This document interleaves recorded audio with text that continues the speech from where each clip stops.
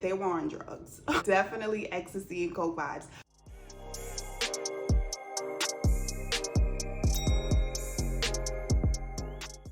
Hey guys, welcome back to my channel. This is Saphina. So I wanted to do a quick story time about when me and my sister went to a party and we felt like demonic spirits were attached to us when we left. Yeah. So this was about 10, 11 years ago. I was newly saved. I was 20 years old.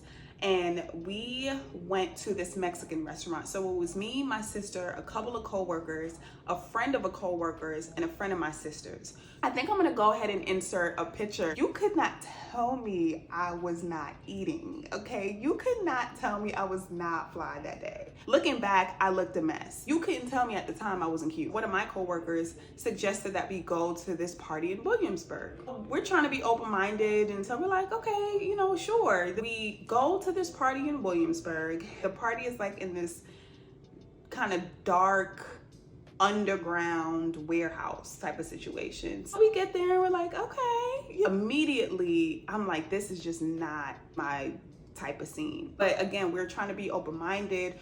Our friend invited us, so we kind of don't want to be rude. So we're like, okay, cool. So we try to get comfortable. And at the time, I was super wet behind the ears. I'm just like, oh, they're having a great time and people dancing all crazy. Now I could look back and I'm like, yeah, they were on drugs. Definitely ecstasy and coke vibes. And I remember turning around and seeing my coworker, the one who invited us, and he's dancing and he's like swinging from the ceiling and going crazy. It looked like he was possessed. Like, oh, okay, well, he's having a good time. Trying to like relax, we're trying to get comfortable, but we just couldn't, you know, because it just felt weird. It felt awkward. So eventually me and my sister was just like, yeah, it's time to go. We call a cab, and I remember the cab ride home was so quiet. We were just quiet the entire ride. We get home, we go to our apartment. Me and my sister looked at each other and we were like, do you feel that? Even now I'm having a hard time articulating it, but we just felt this incredible like darkness, heaviness, this weird feeling. And we just looking at each other like, what is that? We didn't do anything at the party. Like, we were there for like maybe 15, 20 minutes tops. Why do we feel like this? I'm like, okay, well, maybe we just tired. You know, maybe I'm just tired. So we take some showers, we go to bed. In the morning, my sister wakes me up and she's like, hey, do you want to go to church? They were having a women's conference.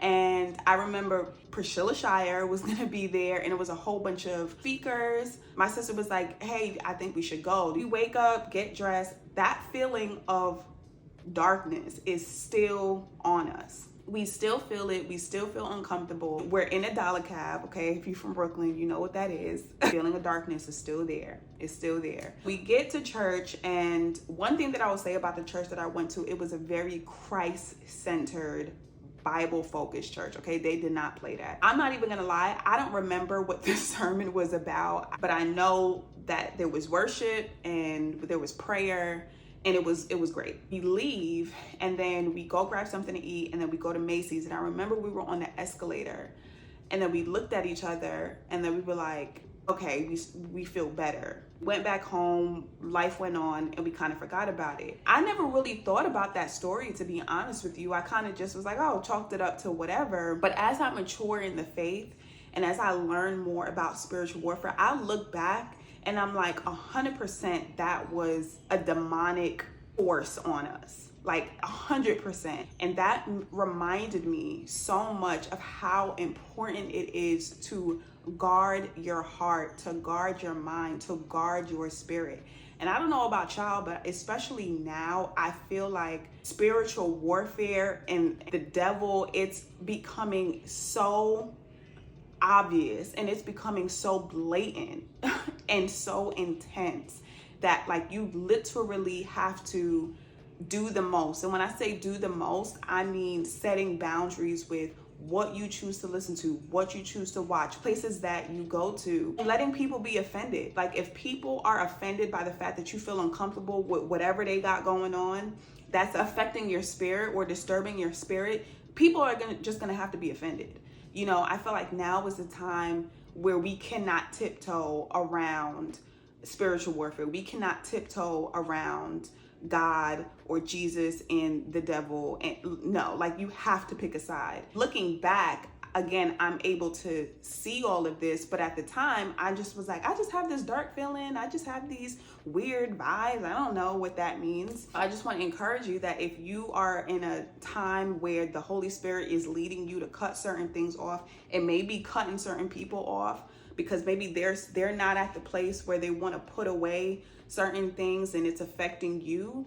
I just want to encourage you to listen to what the Holy Spirit is telling you, regardless of how uncomfortable it is, regardless of what judgments other people may have.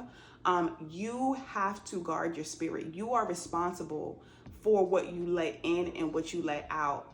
And so the last thing you want to do is be struggling unnecessarily because of an unguarded spirit. I just want to leave y'all with that. That is my story time for today. I encourage you. I will be praying for you. And if you have any crazy stories or encounters, please feel free to comment down below. I would love to hear about it. But yeah, thank you guys so much for watching my video, and I'll see you in my next one. Bye.